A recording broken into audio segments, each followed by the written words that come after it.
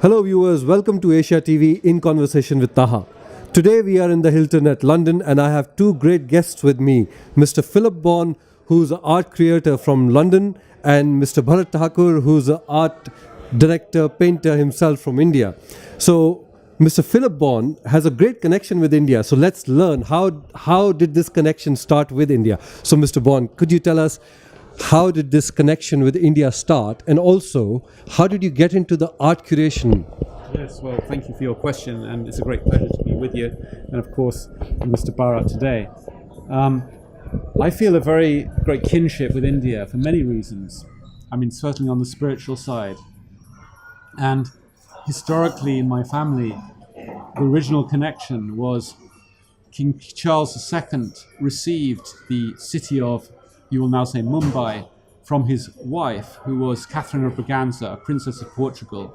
And King Charles was my grandfather, in fact, in the 10th generation. So I feel this brief moment when we were so honored to have this city just as something which was special to us, for me is a very special thing, and to this in a symbolic way, purely a symbolic way.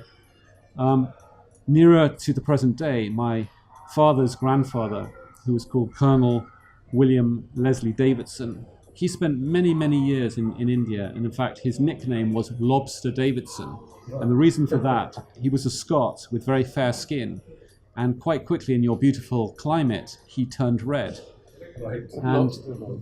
And therefore was known as Lobster. And he lived in Lucknow, and he was in fact the aide-de-camp to the chief of the staff of the Viceroy of India. So he took a very prominent role. He was a great philanthropist. And in fact, we have at home somewhere this wonderful film, which was of the Delhi Durbar, which of course you all know was this occasion when the king was crowned as King Emperor. I mean, these are things from the past, and we are in a much different environment now, I'm pleased to say, and my connection really to India, especially with my dear brother here, is a spiritual one. So through the connection of yoga, which of course comes from your great country, and also looking up to Nepal and Tibet, I feel very close to this culture. I was also privileged to know Mr. Sunil Dutt, of course, who was a minister and a great figure in the Bollywood scene. He taught me so many things. Also, as a friend of the great Ravi Shankar, he introduced me to many musical things. And so, in a sense, through these cultural environments, I feel very happy now to work closely with my dear friend. And what's important, I think, now is to look at the possibilities that the great country of India has, and culturally, what can be achieved. We are here now to launch a very important thing for Mr. Thakur, which is the Grand Tour. Now, as I'm sure you all know, the Grand Tour was a historical thing where people went to learn, in those days mainly in Europe, about the classics. They visited Rome, they visited Venice, Florence, the great centers of classical learning. But for Mr. Thakur, of course, in a sense, the world is his oyster. So we're beginning today this migration across the world to look at the art of the world. Some of these things will be recorded on film. And there is, of course, another unveiling of a temple, which I'm sure, Mr. Thakur, you'll be aware of that, is occurring in next month. This is also an important stepping stone along the path. But all of these things, I hope, will build towards a crescendo, which will be appreciated by others, who share a love of art, who share a love in spiritual matters. I wanted to ask you that what is it in Bharat's art that you see which might be that people are not able to see, and you can tell them, being a curator, that this is something which is there and they can look for it? Perhaps I should say a little about my modest, if you say, education in the world of art, which I feel lucky to have had. I mean, first of all, I had very far-sighted parents who, my father was a British Army officer, and I was lucky to travel to many parts of the world as a child, particularly in Kenya. India I visited later, but I was also in the Caribbean and in Hong Kong. And these different parts of the world gave me a very lucky insight into the culture, to respect people for who they are, to respect cultures for what they are. And I was also very lucky to attend Eton College and later to go to Cambridge University, where I studied history of art. And the course there is a wonderful thing. And I also spent time later in the Vatican collection, learning about the great collection of Renaissance art that's there. So in a sense, these were my backgrounds in art. I also trained at Kolnagi, which used to be the most ancient art gallery in Bonn Street. And when I was quite young, I think I was 22, I was basically working as an intern there for over a year. And I was handling really very important paintings, Rembrandts and great works. One almost forgot, because there were so many of them, that each one, its importance. So these things have been important to me. In more recent times, I'm very honored to represent Prince Ermias of Ethiopia, His Imperial Highness, who is the grandson of Emperor Haile Selassie. And I have traveled with His Imperial Highness in recent years to Jamaica, to Canada, and I also arranged a visit to Sweden at the beginning of this year. So His Imperial Highness is very appreciative of both the spiritual and the artistic. So in his company, I've been very honored to visit collections and to really, on a cultural level, to meet the great experts, which is a wonderful thing. For me, Bharat, it's extraordinary really to see. First of all, his mastery of the physical form. I mean, the anatomy of the figures of this lady that's painted behind us.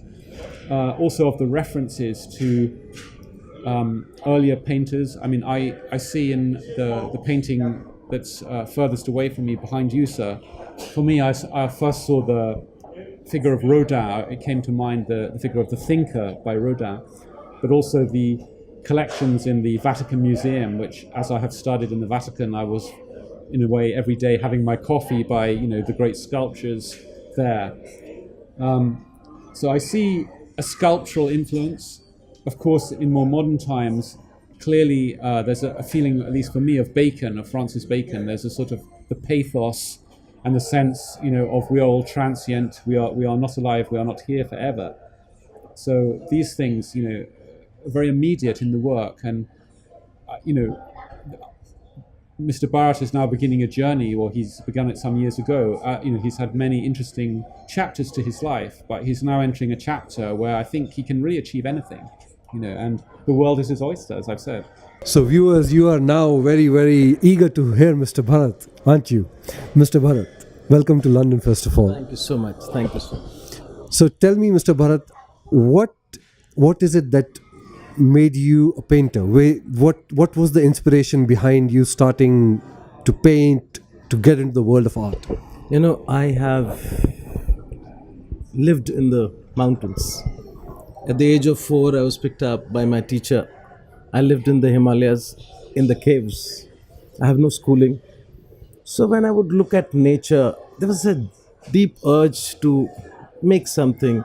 So I used to make colors from flowers, leaves, all that in a bottle, and my canvas used to be the ice. Wow. From there I started. And if you really want to know that this universe, the whole universe, only 4% of the universe has light. Rest all is galaxy, is dark element. So I wanted to explore the darker side of the life. And in most of my work, you will see those darker. And this work which which I am displaying here in London in my art fair, is Maya, the series Maya. Maya, as you know, we live, breathe, eat, talk, everything is Maya, right? And the world of Maya is what I'm trying to unleash to the world. So, like they would ask in Bollywood or say in Bollywood, oh Maya, tell me what are you trying to say from these pictures that you have painted? Yeah. See, art is not about just coloring the canvas. It is all about expressing who you are. So to develop such forms of art, you need to develop a specific kind of a grammar log. And that grammar log evolves, like I have now, it is my 30 years of artworks. So I also started with dripping paint like Pollock, and I thought I was a great painter. Then I said, "Oh, I'm a Pollock." So actually, I stopped painting for some 10 years and started working on form. I'm a sculptor too. I have done lots of sculpture. So that way, for me, art is a way where I want to express whatever the knowledge I gained in the mountains, जो ज्ञान कहते हैं, जिसको हम लोग कहते हैं कि the internal, the you within, the world with the closed eye. Yeah. And you see, when you open the eyes, it's all white and light. But what happens if you close your eyes? It's all dark and dingy. Yeah. And that is, so everyone talks about life. Why not talk about death? Viewers, we're going to come back after a short break, and we're going to discuss the life and death part that Mr. Bharat just explained. I'll see you back shortly.